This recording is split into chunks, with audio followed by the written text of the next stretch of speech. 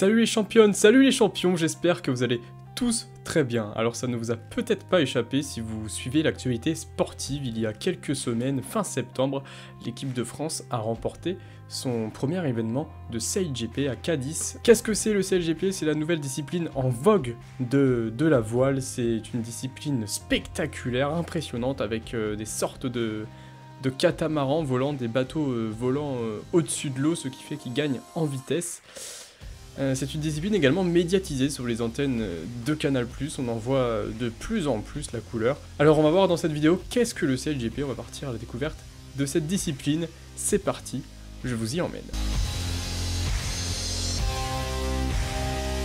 Dans cette discipline, on peut voir des stars de la voile s'affronter dans des embarcations impressionnantes.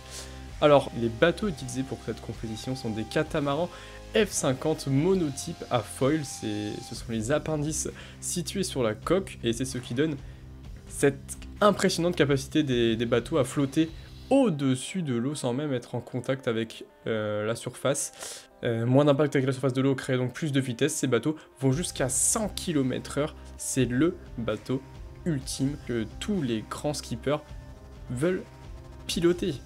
On peut parler de pilotage à cette vitesse. Les stars de la discipline utilisent même le champ lexical du pilotage au vu de la vitesse et des sensations. Ces catamarans se composent également d'une aile variant de 18 à 29 mètres de hauteur selon le vent. Donc s'il y a plus de vent, il faudrait donc moins d'ailes. Jusqu'à 6 membres de l'équipe sont à bord de ce catamaran également selon le vent. À savoir que les caractéristiques de ces catamarans sont les mêmes pour toutes les équipes. Les données sont partagées par la base de contrôle gérée par Oracle, l'entreprise fondatrice de la compétition. Donc les responsables de la performance de chaque équipe ont accès à ces données de télémétrie donc, et peuvent donner ainsi des consignes, surveiller les performances de leur équipe durant les différentes courses.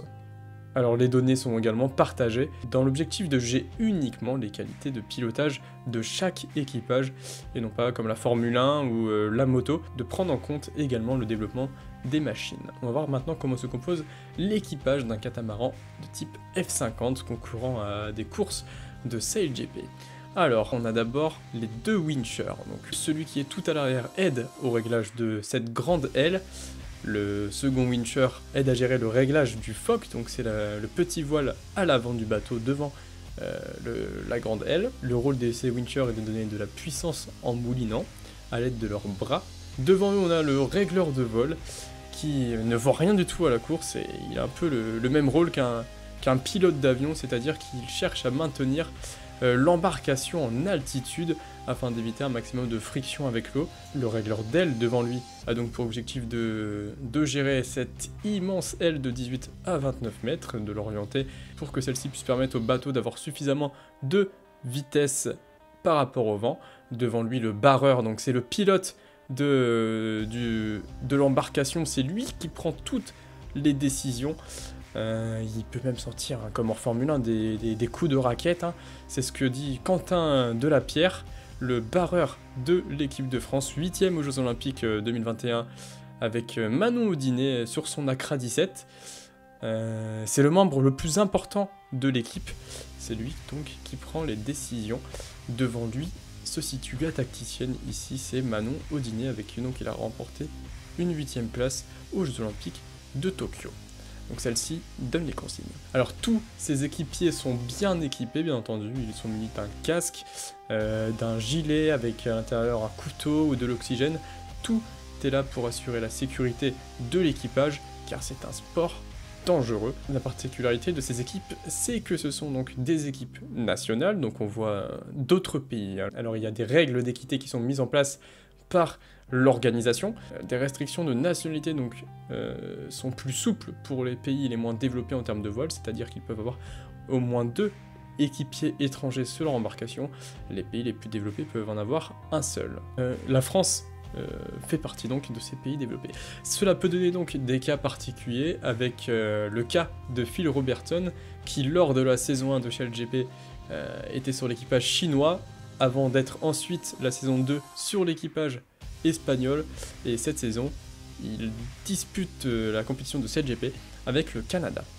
On va donc maintenant remonter l'histoire de ce championnat et voir son fonctionnement. Alors le CLGP, c'est une sorte de coupe du monde de ces catamarans type F50. Celle-ci a été créée en 2019 par Larry Ellison, c'est le fondateur d'Oracle, donc l'entreprise qui gère surtout le traitement de données, la data, et donc c'est l'entreprise qui gère la télémétrie sur les différents événements de CLGP, et cette compétition a également été fondée par Russell Coutts, un célèbre skipper. Le CLGP succède au Extreme Sailing Series, donc une compétition similaire préexistante auparavant. Le but de la mise en place donc de cette compétition est de créer un circuit de course viable et mondial à diffuser partout dans le monde. Aujourd'hui, ce circuit est financé donc pour 5 ans. Nous en sommes donc à la 3e saison puisque la saison 2020 a été annulée suite au Covid. On voit que cette compétition se développe puisqu'elle peut compter en son sein toujours plus d'équipes et plus d'étapes. Pour la saison actuelle, donc la saison 2022-2023, on voit 9 équipages et 11 étapes, avec donc une grande finale à la fin, et 1 million de dollars promis aux vainqueurs. On va voir le déroulement des étapes. Chaque étape se déroule en 2 jours de course, avec 6 courses de flotte d'environ 15 minutes, 3 courses donc par après-midi. Ces courses se déroulent sur ce qu'on appelle un hippodrome. C'est un parcours simple avec 2 portes à prendre, une porte donc sous le vent et une porte au vent. Le trajet continue donc jusqu'à atteindre un certain nombre de tours, donc aller-retour entre la porte au vent et la porte sous le vent. L'importance est donc de bien se situer dès le départ. Donc on peut voir qu'il y a une petite marque de vitesse bleue située donc sur la ligne de départ. C'est un départ lancé. Il ne faut donc pas dépasser cette ligne avant la fin du décompte qui lance le top départ de la course. Sinon, les équipages se verront sanctionnés d'une pénalité. Lors du départ, bien sûr, ils sont tous serrés et il y a du danger, il faut éviter l'accrochage. Alors le fait qu'il y a quelques virages dans lesquels les différents équipages doivent tourner dans de petites zones peut engendrer des collisions, puisqu'ils sont très serrés. Donc les courses de CLGP comportent un certain danger, comme les courses automobiles d'ailleurs, et donc il y a un règlement. On est par exemple on course side, si on prend le départ trop tôt, les équipages se voient donc pénalisés.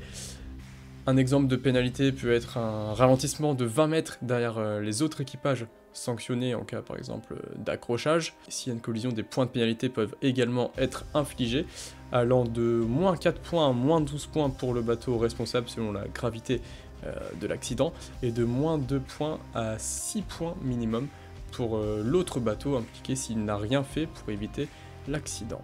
Donc le championnat de CLGP fonctionne à partir de points distribués d'abord dans chaque course.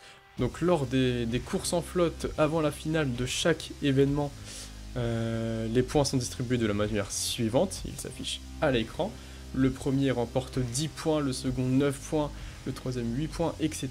À la fin de toutes ces courses en flotte, le classement final donne les 3 premiers qui disputent une finale de l'événement pour savoir qui remporte donc l'événement en question. La finale de l'événement donne 10 points au premier, 9 points au deuxième, 8 points au troisième, mais pas pour la course. Ces points comptent pour le championnat. Alors les autres équipes qui n'ont pas pu donc se qualifier pour cette finale voient leurs points attribués selon la position au classement final des différentes courses réalisées lors du week-end. Ainsi, le 4e du week-end reçoit par exemple 7 points. Bien sûr, les classements donc se cumulent après chaque événement, donc le classement final de l'événement de 10 à 1 point. Et donc les 2 meilleures équipes après toutes les épreuves disputent la grande finale. C'est une manche 1 contre 1 pour remporter 1 million de dollars. Alors pour ce qui est des points, bien sûr, il y a des situations particulières, on va pas épiloguer, mais par exemple, lorsqu'un bateau franchit la ligne de départ mais pas la ligne d'arrivée, il ne sera récompensé que d'un seul point. Un bateau peut recevoir même 0 points si il ne se situe pas au départ de la course alors qu'il était sur la liste des équipages devant prendre le départ. Ces 2 premières grandes finales justement ont été remportées par l'Australie avec à la barre Tom Slingsby, champion olympique de voile en 2012 aux Jeux Olympiques de Londres. Pour ce qui est de l'équipe de France, on n'a jamais vu donc l'équipe de France remporter le championnat, peut-être cette année, mais en attendant, on a vu l'équipe de France figurer sur des podiums d'événements, avec Billy Besson à la barre, notamment lors de la saison dernière. Cette saison, Quentin Delapierre a fait mieux, avec donc sa victoire à Cadiz le 25 septembre dernier, donc en Espagne. Alors, pour ce qui est de la saison en cours, donc l'équipe de France peut pourquoi pas aller chercher une grande finale. Les Français sont 3e à 5 points des deuxièmes que sont les Néo-Zélandais, et sont même à 9 points de la première place occupée, encore une fois, par l'Australie. A noter qu'il reste encore 5 événements à disputer dans ce championnat. Alors voilà, c'était un petit tour d'horizon pour observer un petit peu ce qu'est le CLGP, son fonctionnement, de cette discipline spectaculaire. Personnellement, une vraie hype pour moi c'est construite autour de cette discipline. Faire cette vidéo m'a vraiment donné envie de suivre le déroulement de la saison. J'espère que vous aussi cela vous aura intéressé. En tout cas, si vous comptez suivre la suite de ce championnat et même les saisons à suivre, notez-le dans les commentaires, ça me fera plaisir de le lire et de vous répondre. Voilà, c'est tout pour cette vidéo, j'espère qu'elle vous aura plu, et surtout n'oubliez pas, suivre le sport c'est bien, le vivre c'est mieux. Bonne journée à tous, ciao ciao.